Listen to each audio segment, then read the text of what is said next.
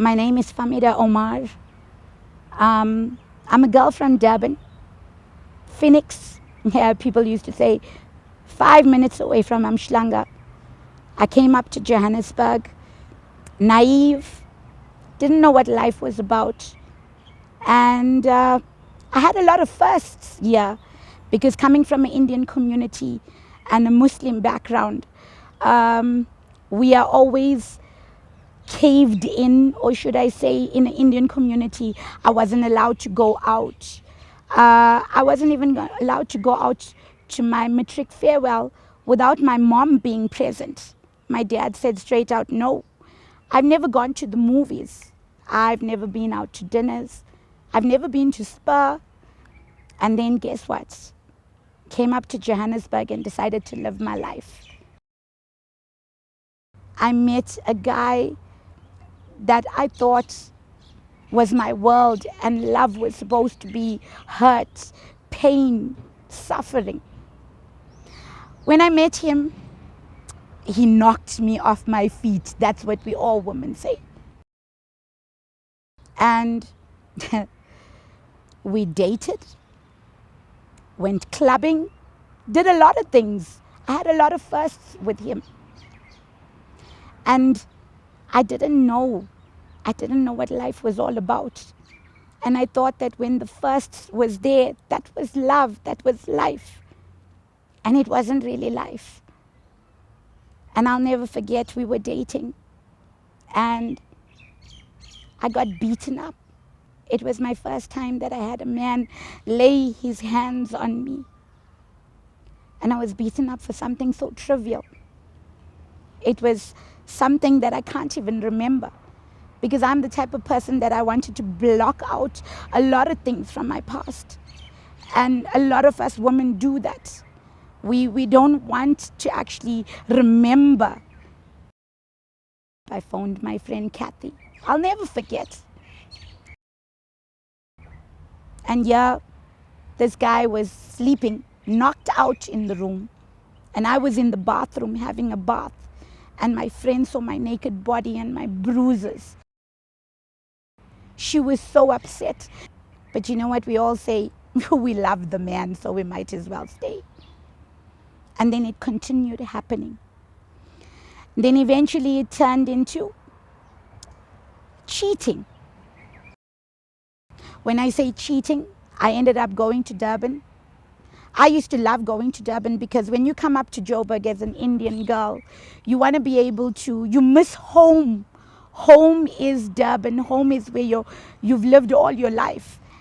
And I go to Durban, and every second month or every month I used to go. I'll still never forget Rasool's taxis. I used to go with Rasool's taxis to Durban.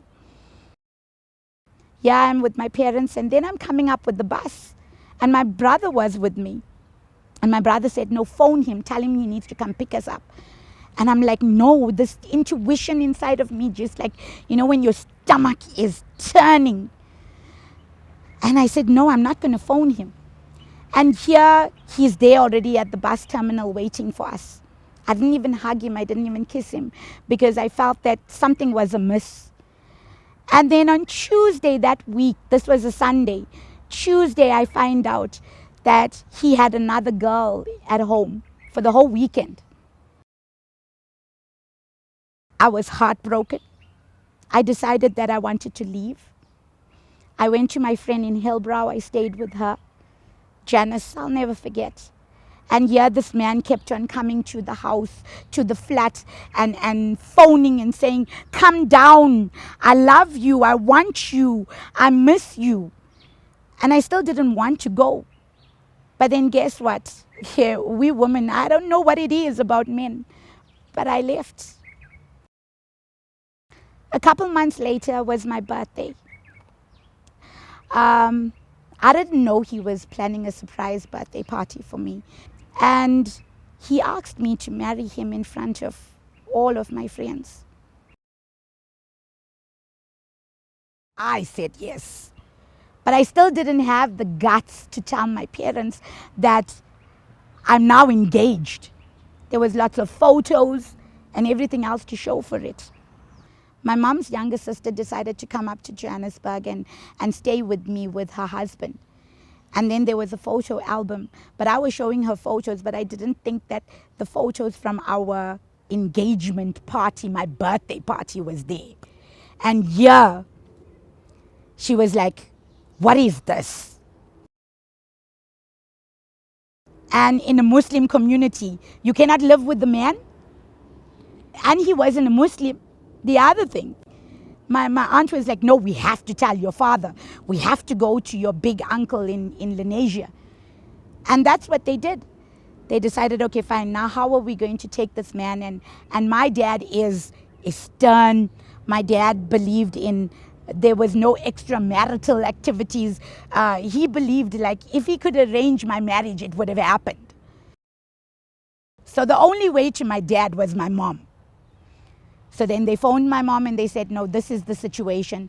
My mother said the only time she's going to tell my father is when he's in a better mood.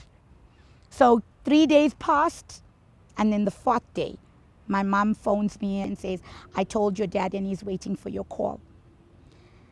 That was the hardest call that I had to make because I felt like I disgraced my family. And that's blasphemy for us. But I pulled up the courage and I made that call. And the only thing my dad said was, "Oh, I heard you want to get married." And I said to him, "Yes, Dad." He says, "Okay, you'll need to come down to Durban." And then in 2 months, my ex-husband and I were married. And then things started getting worse.